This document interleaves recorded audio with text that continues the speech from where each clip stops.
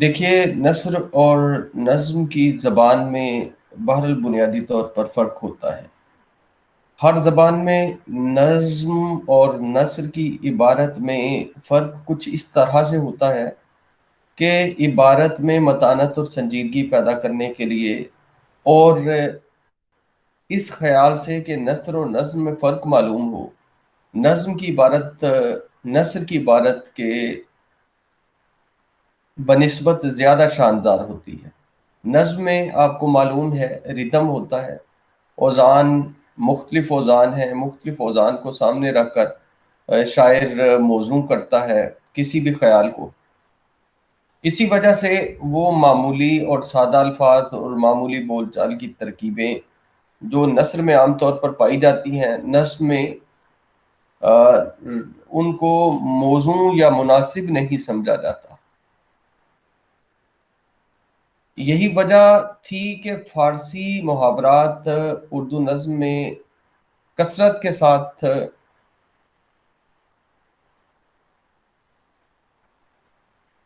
شامل کیے جانے لگے۔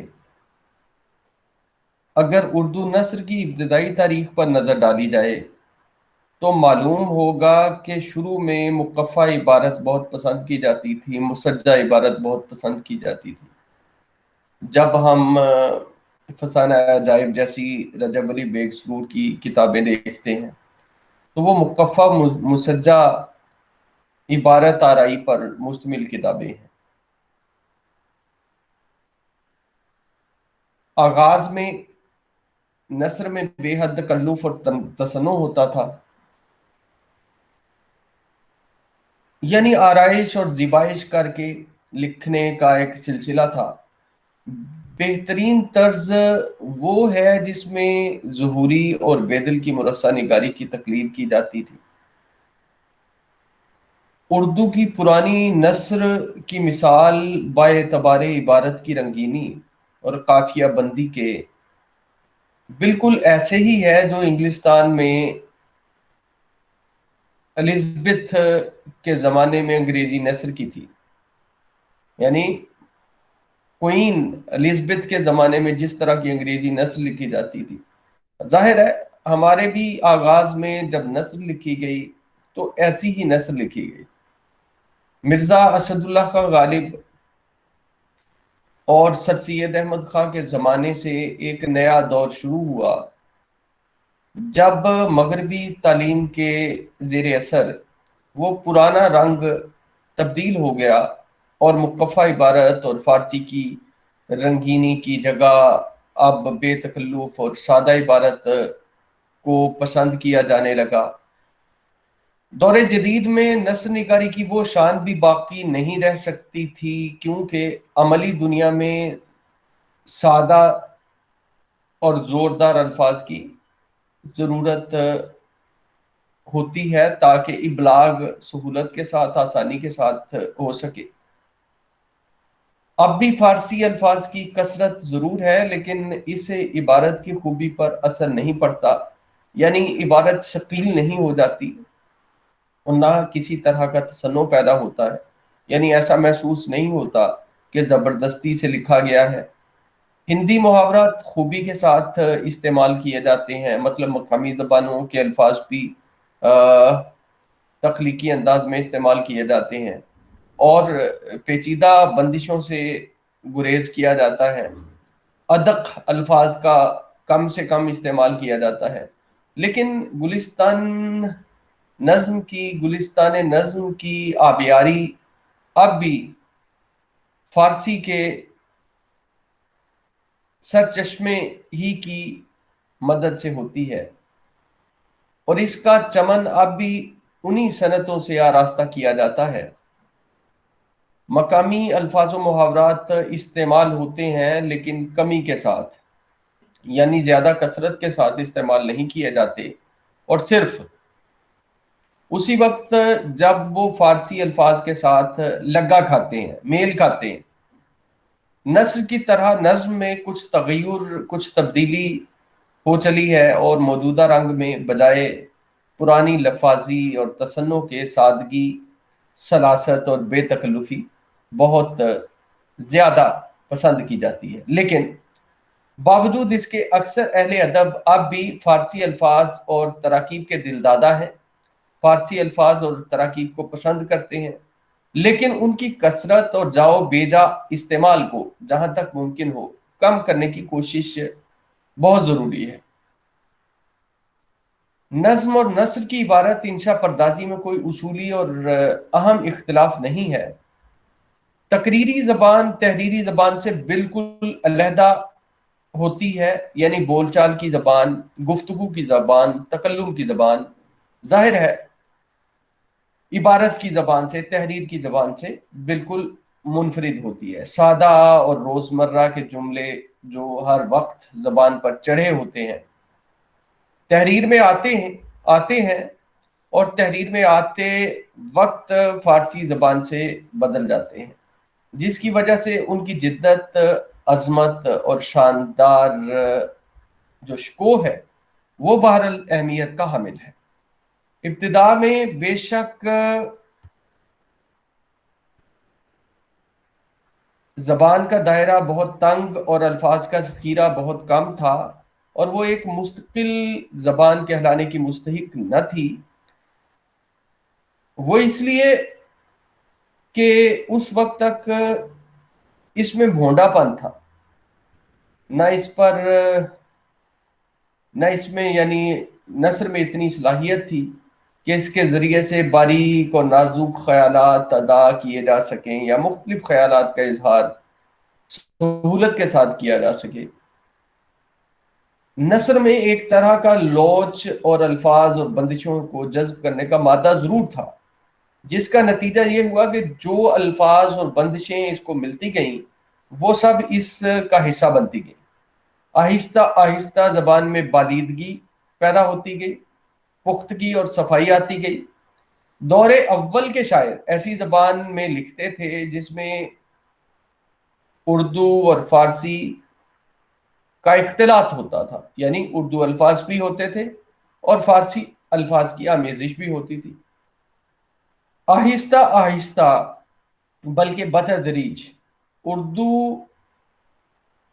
کا پلڑا بھاری ہوتا گیا اور غالب نے مغلوب کو جذب کر لیا، یعنی اردو کا پلڑا جب بھاری ہو گیا تو اردو غالب ہو گئی۔ فارسی الفاظ اور غیر مانوس فارسی ترکیبیں اس طرح اردو کا حصہ بن گئی کہ اب وہ اردو زبان کا جز بن گئی ہیں، بنیادی جز بن گئی ہیں، جس کو اب نکالا نہیں جا سکتا، جس کو اب اردو سے علیحدہ نہیں کیا جا سکتا۔ یعنی وہ جو مانوس اور غیر مانوس کا فرق ہے، غیر مانوس الفاظ اور تراکیب کو تو زبان برداشت ہی نہیں کرتی، اور مانوس الفاظ کو زبان اختیار کر لیتی ہے۔ سو اردو نے بھی ایسا ہی کیا۔ نثر کے سلسلے میں بعض لکھنے والے جو اس زمانے میں سنسکرت الفاظ کو پسند کرتے تھے، ان کو مرغوب تھے یا وہ ان کے دلدادہ تھے، وہ فارسی الفاظ اور تراکیب کو زبان سے نکالنے کی کوشش میں ہے۔ ظاہر ہے یہ کوشش جو ہے وہ بڑی حد تک کامیاب بھی ہوئی۔ بہرحال یہ ایک ابس کوشش ہے، کیونکہ یہی کثرت الفاظ جو اردو کا مایہ ناز ہیں اس کو اتنا لوچدار اور مضبوط بنائے ہوئے ہیں کہ ہر ادبی کام اس کے ذریعے سے نکل سکتا ہے۔ اب ہم دیکھ لیتے ہیں جو اردو کے قدیم نام ہیں ان کو دیکھ لیتے ہیں۔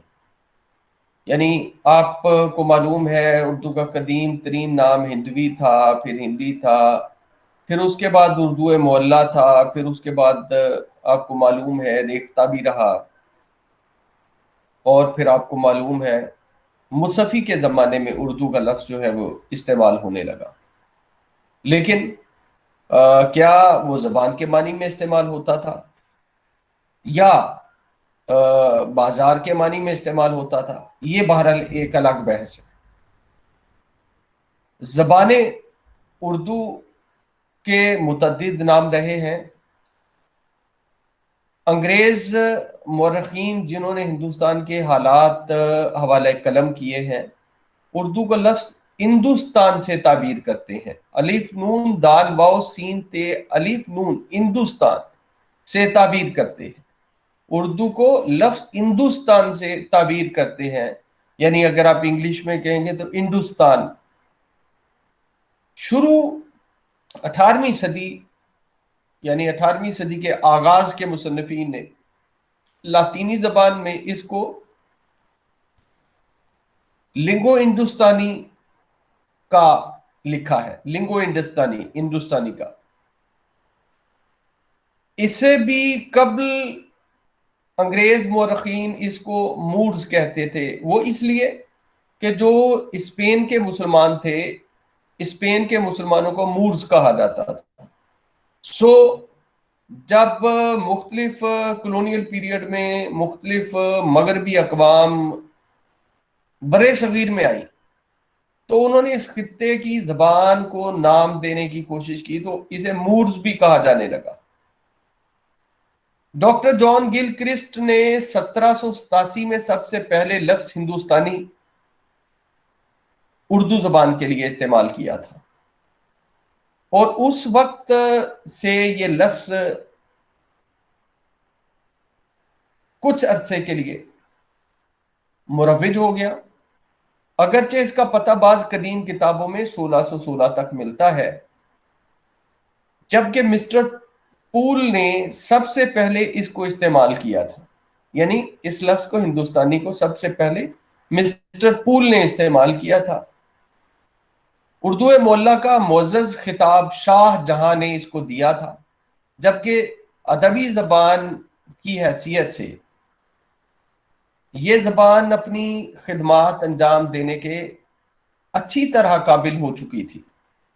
اب آپ دیکھ لیجئے، آپ کو یہ بھی پتہ چل گیا کہ اس زبان کو مورز بھی کہا جاتا تھا، لنگو ہندوستانی کا بھی کہا جاتا تھا، ہندوستان بھی کہا جاتا تھا، ہندوستانی بھی پھر کہا جانے لگا ڈاکٹر جان گل کرسٹ 1787، اور پھر مسٹر پول کا بھی آپ کو پتہ چلا، اور پھر شاہ جہاں نے اس کو اردو معلیٰ بھی کہا۔ پھر آ جاتے ہیں لفظ ریختہ کی طرف۔ لفظ ریختہ یعنی اس میں زبان کے طور پر کب استعمال ہوا، اور اس کو آپ کو معلوم ہے کہ غالب نے جو ہے وہ ریختے کہ تم ہی استاد نہیں ہو غالب استعمال کیا ہے۔ لفظ ریختہ یعنی وہ زبان جس میں دیسی الفاظ کے ساتھ مقامی الفاظ کے ساتھ فارسی الفاظ بھی کثرت سے استعمال ہو۔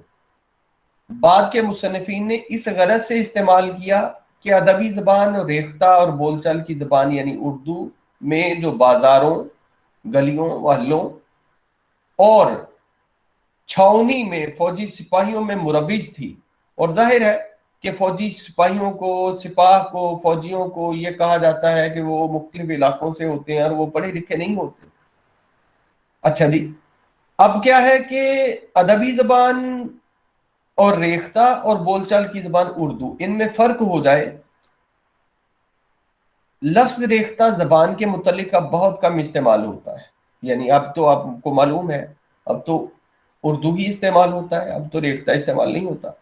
ابتدا میں نظم کے واسطے، نظم کے لیے یہی لفظ استعمال کیا جاتا تھا، یعنی ریختہ، اس وجہ سے کہ نثر کا رواج اس زمانے میں بہت کم تھا۔ آپ کو معلوم ہے اردو کے ابتدائی زمانے میں نثر بہت کم لکھی گئی، زیادہ تر جو ہے وہ شاعری ہی دیکھنے کو ملتی ہے، شعراء کے دواوین دیکھنے کو ملتے ہیں۔ میر اور مصفی کے زمانے تک اردو کو فارسی کے مقابلے میں ہندی کہتے تھے، جس سے مراد غیر منقسم ہندوستان کی دیسی زبان تھی۔ اب ہم آ جاتے ہیں اردو کے رسم الخط کی طرف۔ اردو کے حروف تہجی بالکل وہی ہیں جو فارسی اور عربی کے ہیں، یعنی دائیں سے بائیں جانب لکھا جاتا ہے، اور عربی کا رسم خط نسخ کہلاتا ہے، اور فارسی کا رسم خط نستعلیق کہلاتا ہے۔ تو اردو جس رسم الخط میں لکھی جاتی ہے وہ رسم الخط خط نستعلیق ہے۔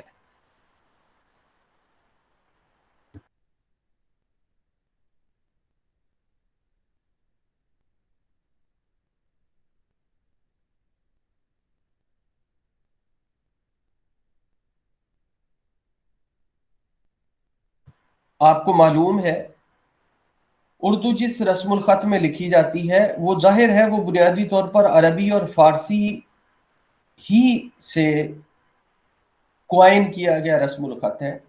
البتہ بعض مخصوص حروف جن سے ہندوستانی زبان یعنی مقامی زبانوں کے اثرات کو لے لیجئے، مقامی آوازیں، مقامی اصوات ظاہر ہوتی ہیں۔ ظاہر ہے وہ فارسی اور عربی کی اصوات تو ہے نہیں، اور وہ مقامی اصوات ہیں، اور ان کی ڈیولپمنٹ، ان کا ارتقاء سنسکرت سے ہوا ہے۔ تو وہ ساری کی ساری جو ہیں ان حروف کے لکھنے کا طریقہ یہ ہے کہ اب جب جو ہے وہ تے ہے تو اگر تے کی آواز ہے تو اگر آپ تے کی آواز نکالنا چاہتے ہیں تو آپ کو معلوم ہے کہ ایک توئے ایجاد کی گئی اور تے کے اوپر دو نقطے ہوتے ہیں، اور ٹے لکھی جاتی ہے تو توئے لکھ دی جاتی ہے اوپر، یعنی فرق کرنے کے لیے۔ اسی طرح دال، دال کو ڈال بنایا گیا اور اوپر توئے ڈال دی گئی، اور رے کو رے بنایا گیا تو چھوٹی سی جو ہے وہ اوپر توئے بنا دیتے تھے۔ اور یہ بھی ہوتا رہا کہ چار نقطے بھی لگاتے رہے، یعنی تے لکھنے کے لیے چار نقطے، ٹھے لکھنے کے لیے چار نقطے، ڈ لکھنے کے لیے یعنی ڈال لکھنے کے لیے چار نقطے، ڈھ لکھنے کے لیے چار نقطے، ڑ لکھنے کے لیے چار نقطے اوپر ڈالتے تھے، اور اڑھ لکھنے کے لیے چار نقطے ڈالتے تھے۔ تو بہرحال یہ دستور بھی رہا ہے۔ اب آپ دیکھیے کہ اردو نظم کا عروج عربی اور فارسی کے عروج کا تابع ہے، یعنی جو اردو شاعری ہے اس میں جو علم عروج استعمال کیا جاتا ہے، جو ردم کا ایک پورا نظام ہے، آہنگ کا ایک پورا نظام ہے، وہ عربی اور فارسی سے مستعار لیا گیا ہے۔ لفظ کے کسی جز پر زور دے کے پڑھنا، جس کو انگریزی میں ایکسنٹ کہتے ہیں، اردو میں نہیں ہے۔ البتہ قدیم یونانی اور رومی شاعری کی طرح اردو میں بھی حروف علت کی آوازیں کھینچ کر پڑھی جاتی ہیں، اور اس کو اشباع کہتے ہیں۔ آوازوں کو کھینچ کر پڑھنے کو الف شین بے الف عین اشباع کہتے ہیں۔ اردو نظم میں ردیف اور قافیہ بہت ضروری چیز ہے۔ مروجہ بحریں 19 ہیں، جن میں سے بعض عربی کے لیے مخصوص ہیں اور بعض میں اتنی ترمیم ہو گئی ہے اور ان کی صورت ایسی بدل گئی ہے کہ وہ بالکل نئی معلوم ہوتی ہیں۔ وزن شعر کے لیے خاص ارکان جو قدامہ کے مقرر کرتا ہے، ان کی تکرار یا تغیر و تبدل سے مختلف بحریں قائم ہو گئی ہیں۔ یہ الفاظ عموماً عربی الفاظ کے مادے ہوتے ہیں، اور انہی سے اشعار کی تکتیک کی جاتی ہے۔ اشعار کی تکتیک کرنا مطلب جو ہے وہ وزن معلوم کرنے کے لیے اشعار کو مختلف، یعنی اگر جو ہے وہ بحرے فرض کر لیجیے بحرے رمل مسمن سالم ہے، تو مسمن سالم میں پہلے مصرے میں بھی چار ارکان آئیں گے اور دوسرے مصرے میں بھی چار ارکان آئیں گے۔ تو جب تکتیک کرتے ہیں تو اوپر والا مصرع جو ہے وہ چار برابر حصوں میں تک اس کو منقطع کیا جائے گا، اور نیچے والے مصرے کو بھی چار برابر حصوں میں منقطع کیا جائے گا۔ تو اسے جو ہے وہ اس طرح جو ہے وہ تکتیک کی جاتی ہے، اور بڑی یا چھوٹی بحریں انہی سے قائم ہیں۔ تکتیک کا طریقہ یہ ہے کہ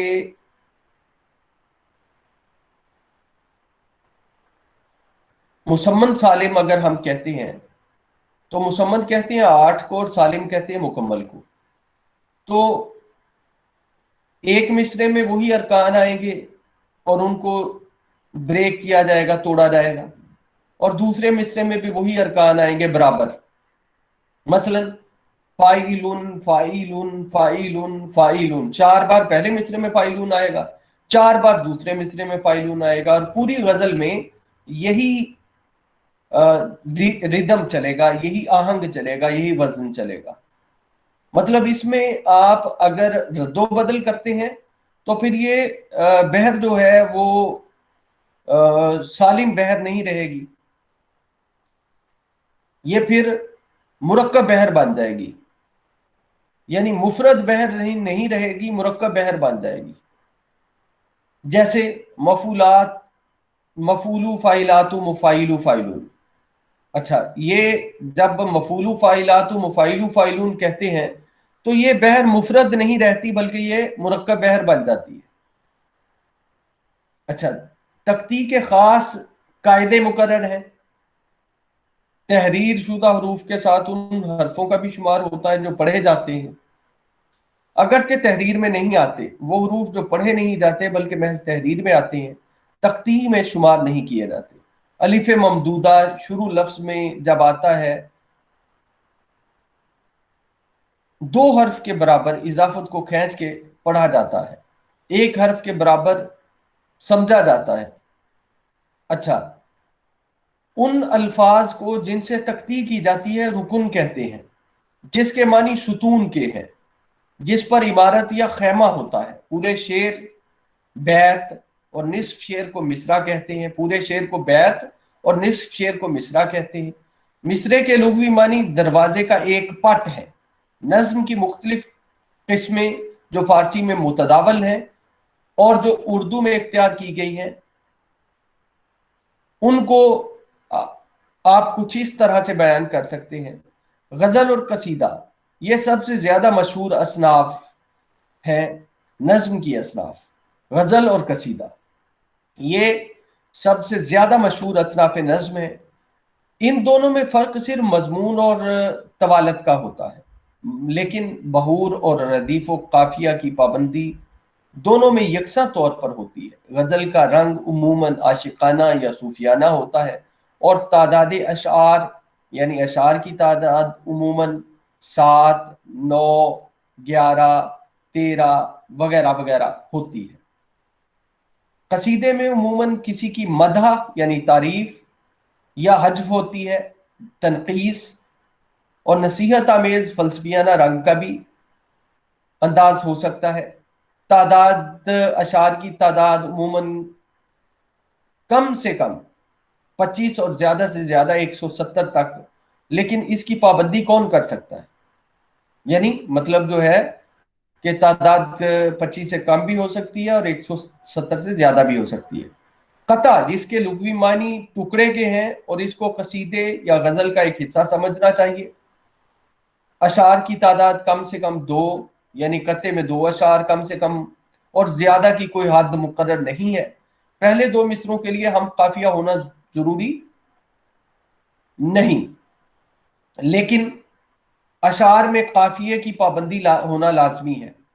قطعات میں اکثر نصیحت آموز مضامین کو نظم کیا جاتا ہے اور وہ اس طرح کے مطلب جو ہے وہ پوری طرح صاف ہو، یعنی پڑھنے والے پر اس کا مطلب واضح ہو. ربائی اس میں 2 شعر یا 2 یعنی اس میں 2 شعر یا بیت ہوتے ہیں، یعنی 4 مصرے ہوتے ہیں. اسی وجہ سے اس کو 2 بیتی بھی کہتے ہیں. یعنی ربائی کا دوسرا نام 2 بیتی بھی ہے. پہلا، دوسرا اور چوتھا مصرع ہم قافیہ ہوتے ہیں. پہلا، دوسرا اور چوتھا مصرع ہم قافیہ ہوتے ہیں اور زیادہ تر ایک ہی جیسی بحروں میں ربائی کہی جاتی ہے، اور ربائی کے بھی مخصوص اوزان ہیں. ربائی کے لیے خاص مضمون کی تخصیص نہیں ہے، لیکن چوتھے مصرے کو عموماً مؤثر، معنی خیز اور زوردار ہونا چاہیے. یہ بہرحال جو ہے کہا جاتا ہے کہ چوتھا مصرع جو ہے وہ اپنا تاثر جو ہے وہ بھرپور طریقے سے پڑھنے والے پر قائم کرے. اچھا، پھر مثنوی ہے. یہ صنف رزم و بزم، اب دیکھ لیجئے، رزم و بزم یعنی ایپک پوئٹری کہہ لیجئے، ٹریجڈی کہہ لیجئے، حسن و عشق، قصے اور افسانہ نگاری کے لیے مخصوص ہے.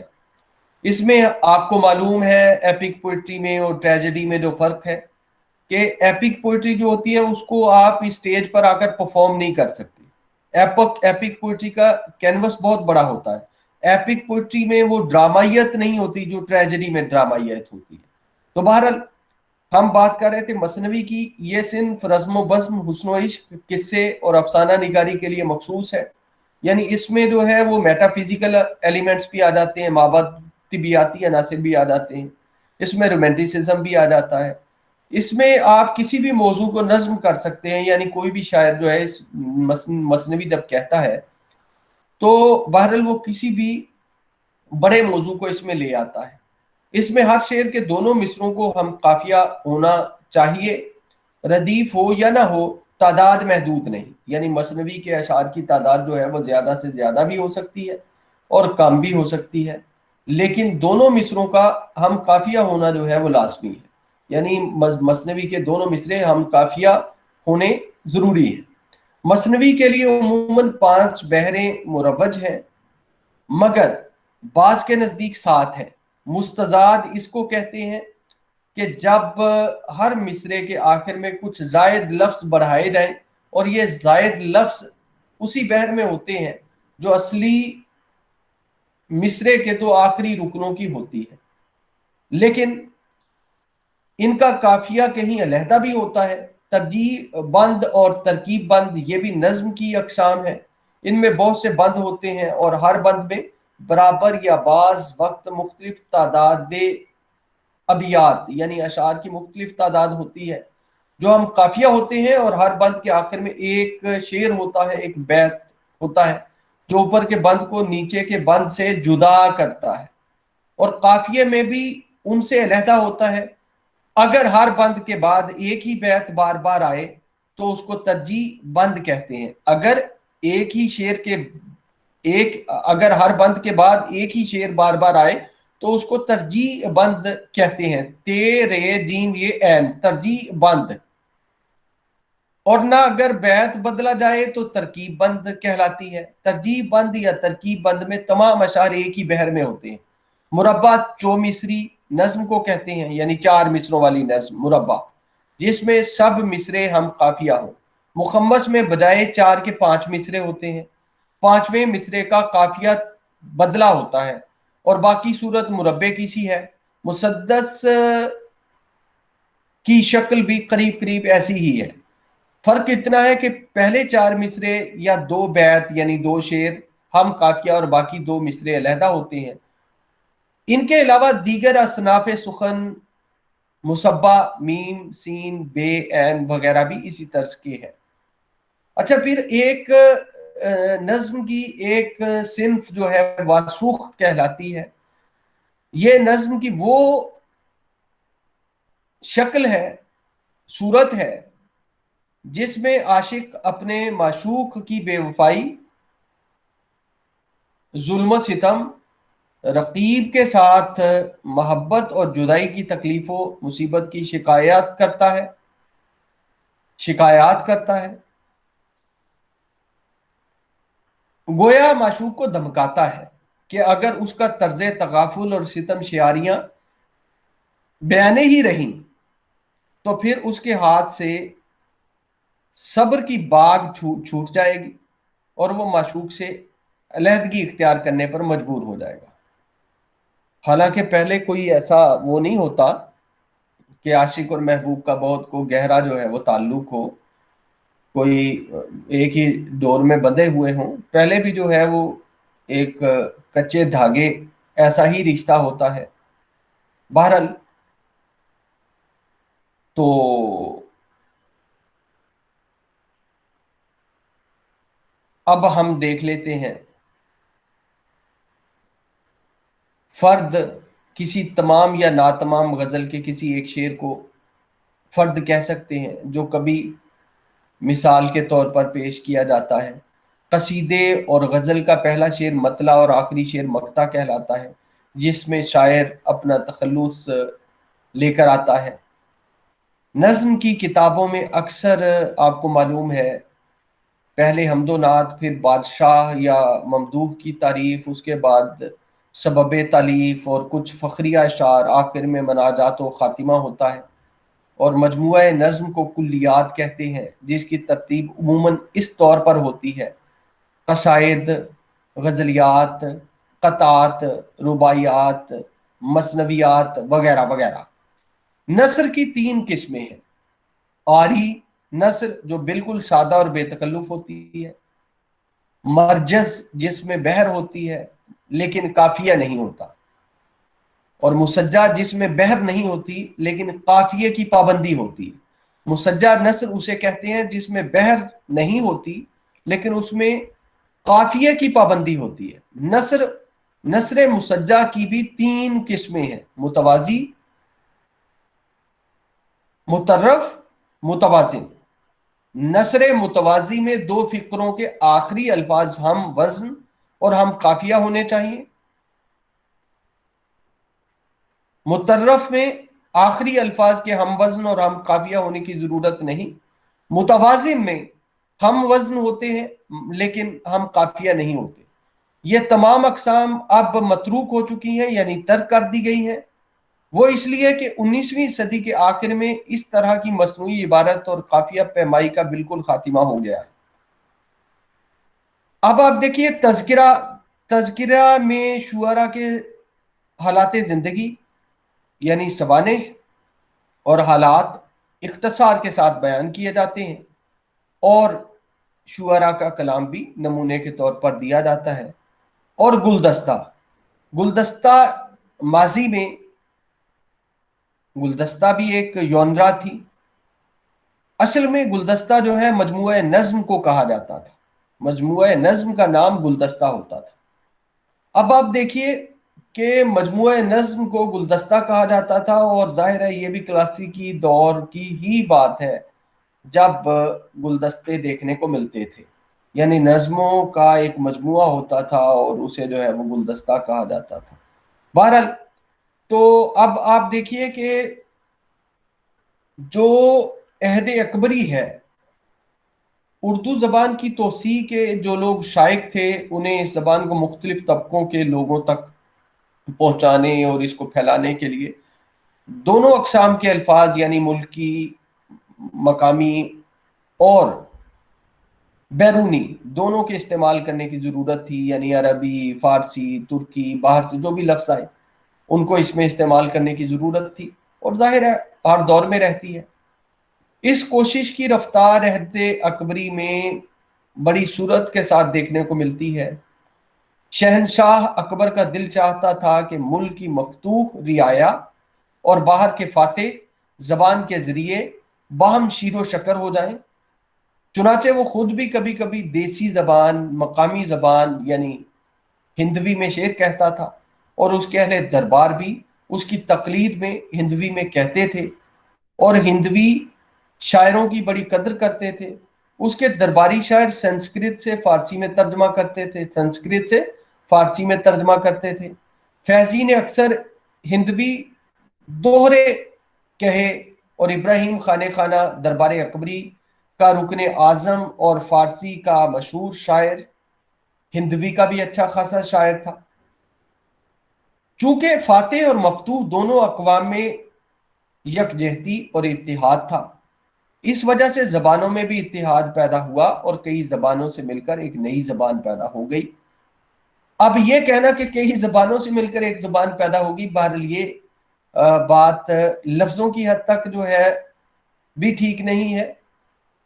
لفظوں کا گیو اینڈ ٹیک تو زبانوں کے اندر ہوتا ہے، لیکن زبان کا جو بنیادی سٹرکچر ہوتا ہے وہ کسی ایک انسانوں کی نسل سے ہزارہا سال ٹرانسمیشن کا سلسلہ جاری رکھتا ہے، منتقلی کا سلسلہ جاری رکھتا ہے، اور پھر وہ زبان جو ہے ظاہر ہے with the passage of time refined ہوتی جاتی ہے۔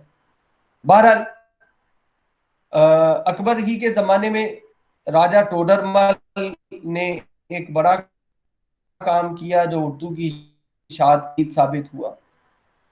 غیر منقسم ہندوستان کے مالی حسابات پہلے دیسی زبان میں لکھے جاتے تھے، جن کو مسلمان افسران صیغہ مال اچھی طرح نہیں سمجھتے تھے، اور حساب کی جانچ پڑتال میں ان کو مجبوراً مترجم سے مدد لینا پڑتی تھی، اور اس طرح دیسی حساب نویسوں یعنی مقامی حساب نویسوں اور غیر ملکی حساب فہموں میں ایک بود رہتا تھا، ایک دوری رہتی تھی، جس کو راجہ ٹوڈرمل نے اس طرح دور کیا کہ مسلمان افسروں کو ہندوی زبان اور ہندو محاسبوں کو فارسی زبان سیکھنے کی سخت تاکید کی گئی، اور اس کا حکم دے دیا، جس کا نتیجہ یہ ہوا کہ فارسی زبان کی تعلیم ملازمت کے حصول اور ترقی کی منزلیں طے کرنے کے لیے بہت ضروری قرار پا گئی۔ کسی طرح کی ترقی اور دربار میں رسائی بغیر بادشاہ کی زبان جانے ہوئے ممکن نہ تھی۔ راجہ ٹوڈرمل نے حکم دے دیا کہ صیغہ مال میں جو لوگ ملازمت کرنا چاہیں ان کے لیے فارسی زبان کی تحصیل یعنی فارسی زبان سیکھنا لازمی ہے. بس جس چیز کی کے زمانے میں ہوئی وہ شاہ جہاں کے دور میں درجہ تکمیل کو پہنچی اور اب زبان اس قابل ہو گئی تو ادبی اغراض میں کام آ سکے، علمی اغراض میں کام آ سکے. ترقی اور درستی اور اصلاح کا کام بے شک زبان پر جاری رہا. ظاہر ہے کہ یہ سلسلہ تو جاری ہی رہتا ہے، وہ اس لیے کہ زبان بھی زندہ انسانوں کی طرح کبھی اپنے سفر کو جاری رکھتی ہے بلکہ تسلسل کے ساتھ جاری رکھتی ہے، اور کبھی کبھی ایسا بھی ہوتا ہے کہ کچھ الفاظ جو لوگوں کو نامانوس محسوس ہوتے ہیں ان کو ترک کر دیا جاتا ہے، یعنی ان کو چھوڑ دیا جاتا ہے اور وہ متروکات کی ذیل میں آتے ہیں. اب آپ دیکھیے کہ قدیم جو دکن کے شعراء تھے اور دربار تھا اور گولکنڈہ کے بادشاہ تھے اور بیجاپور کے بادشاہ تھے، بہرحال وہاں بھی اردو زبان کو خاصی پذیرائی ملی. امیر خسرو کے زمانے کو اردو زبان کی نمود کے واسطے صبح کاذب کہا جا سکتا ہے، جس کی صبح صادق دکن کے مطلع پر ہوئی. اور کب ہوئی؟ جب مسلمان شاہ نے بیجاپور اور گولکنڈہ کے عہد میں ہم دیکھتے ہیں کہ وہاں جو ہے وہ سرپرستی کی گئی اردو کی، جس کے اسباب کو ظاہر ہے کہ آپ نے پہلے بھی جانا کہ علاؤ الدین خلجی جو ہے وہ شمالی ہندوستان سے اپنا پایا تخت جو ہے وہ دکن کو بنا لیتے ہیں. تو پھر ایسے اسباب بن جاتے ہیں دکن میں کہ اس زبان کی شمالی ہندوستان میں ہونے کی بجائے دکن میں ہوتی ہے. اچھا جی، اب شاہان بیجاپور اور شاہان گولکنڈہ علم و فضل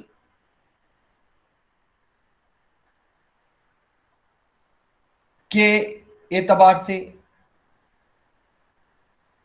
ایسے لوگوں کے ساتھ بہت مروت کے ساتھ پیش آتے تھے جن کا علم کے ساتھ تعلق ہوتا تھا، اور شاہان اودھ اور شاہان گولکنڈہ ایسے لوگوں کے قدردان بھی تھے.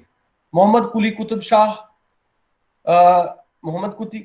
شاہ کا جو زمانہ ہے وہ 1581 سے لے کر 1611 عیسوی تک کا ہے.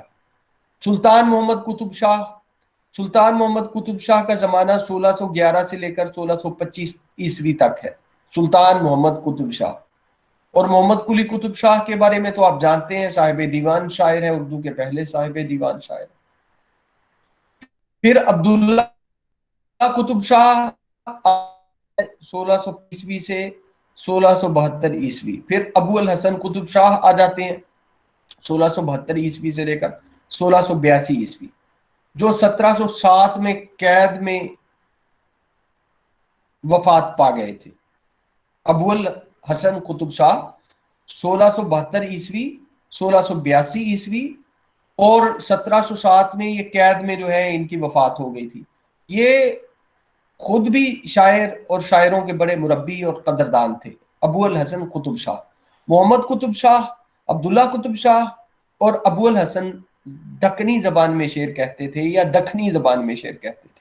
محمد قطب شاہ، عبداللہ قطب شاہ اور ابو الحسن یہ دکھنی یا دکنی زبان میں شعر کہتے تھے، جو اردو ہی کی ایک سمجھ لیجئے کہ صورت ہے. ان سب نے غزل، ربائی، مثنوی، قصیدہ، مرثیہ تمام اصناف میں لکھا جو زمانے میں ظاہر ہے ایک اس طرح بیجاپور کے ابراہیم عادل شاہ ثانی 1580 عیسوی 1620 عیسوی اور علی عادل شاہ और 1558 ईस्वी से लेकर 1580 ईस्वी खुद भी काबिल बादशाह थे और अहले फन के बड़े कदरदान थे, यानी इब्राहिम आदिल शाह सानी और फिर अली आदिल शाह, ये अहले फन के, शुअरा के, उदाबा के बड़े कदरदान थे। इब्राहिम आदिल शाह सानी ने फन मौसीकी पर जबान हिंदी में एक मशहूर किताब भी लिखी है। जाहिर है कि मज़कूरा किताब का दिबाचा फारसी जबान में उसके दरबार के मशहूर शायर और मुल्ला ज़ुहैर का लिखा हुआ है। की वफात 1617 ईस्वी में फारसी जबान की एक बेमिसाल तहरीर से तस्वुर किया जाता है। अक्सर उर्दू नस्र निगारों ने उस दिबाचे की नकल की बड़ी कोशिश की है। इसी तरह अली आदिल शाह अव्वल भी बड़ा काबिल बादशाह था, जिसके दरबार के मशहूर शायर नुसरती की अक्सर तसानीफ मौजूद है। अब नुसरती जो है अली आदिल शाह का दरबारी शायर था और उसकी अक्सर किताबें मौजूद हैं। अली आदिल शाह के दौर का दरबारी शायर नुसरती, नुसरती की किताबों में मसनवी गुलशन इश्क, अली नामा ज्यादा मशहूर है। लेकिन चूंकि आगाज का जमाना था, इसलिए बिल्कुल सादा सादा अंदाज में जो है ये लिखी गई दोनों किताबें हैं, यानी मसनवी गुलशन इश्क और अली नामा। अब आप देखिए कि अगर ये कहा जाए कि ये मसनवी गुलशन इश्क और अली नामा ज्यादा मशहूर है, लेकिन चूंकि आगाज का जमाना है इसलिए बिल्कुल सादा सादा सी हैं, सादा मौजूआत हैं, कोई सब फलसफियाना पेचीद है, कोई जिंदगी के मामलात को लेकर कोई इनमें पेचीदगी नहीं है। बहरहाल तो सादगी तो होगी, वो इसलिए कि जबान भी सादा थी और ख्यालात में भी कोई पेचीदगी नहीं थी, बल्कि कसरत से दखनी जबान या दखनी जबान के अल्फाज और कदीम मतरूक अल्फाज के खलत मलत से अक्सर जगह मतलब समझ में नहीं आता।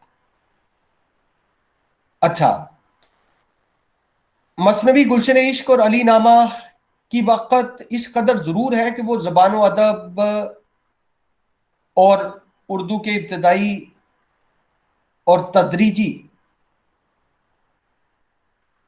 जो मामलात थे उनकी तरक्की या उनके आगाज को दिखाने के लिए काबिल कद्र मिसालों का दर्जा बहरहाल ये दोनों किताबें जरूर रखती हैं, मसनवी गुलशन इश्क और अली नामा। अब आप देख लीजिए कि नुसरती के बाद एक और दक्कनी शायर या दखनी शायर काबिल जिक्र है, जिनका या वलीद, इनका जमाना जो है वो 1668 से लेकर 1744 ईस्वी है, जब वली दक्कनी ने शेर सिलसिला शुरू किया तो जाहिर है कि कई एक शायर उस वक्त उफुक शायरी पर तुलू थे, लेकिन जैसे ही वली दक्कनी मनस्सा शहूद पर आते हैं तो उस वक्त के छोटे छोटे कई सितारे जो हैं उनकी रोशनी इस बहुत बड़े सितारे के आगे माद पड़ जाती है। और वली को रेख्ते का मूजद भी कहा जाता है। गोया उर्दू का चौसर ख्याल करना गलत नहीं होगा। वली दक्कनी को अगर उर्दू का चौसर कहा जाए तो गलत नहीं होगा। वली दक्कनी ही के जमाने में उर्दू शायरी का बाकायदा आगाज हुआ। वली का कलाम शिमाली हिंद के तमाम नज्म निगारों के वास्ते नमूना बन गया, तमाम शुअरा के सामने एक मॉडल बन गया, और वली दक्कनी को देखकर बहुत सारे شعرا ولی دکنی کے انداز میں، ولی دکنی کے رنگ میں شعر کہنے لگے، اس وقت کے شعرا جو دہلی کے تھے انہوں نے بھی ولی دکنی کی تقلید کرنا شروع کی۔ ولی دکنی کا کلام زبان اور بیان کے اعتبار سے نہایت صاف، سلیس، فصیح یعنی فصاحت اور بلاغت کے معیار پر پورا اترتا ہے، اور اس میں استعارات بہت زیادہ پیچیدہ نہیں ہے، اور تشبیہات بھی دور از کار نہیں ہے بلکہ سمجھ میں آنے والی تشبیہات۔ ولی دکنی کے کلام میں تصوف کا رنگ بھی دیکھنے کو ملتا ہے۔ ولی دکنی نے فارسی الفاظ کا بھی استعمال کیا ہے اور مقامی الفاظ کا استعمال بھی بہت مہارت اور تخلیقیت کے ساتھ کیا ہے۔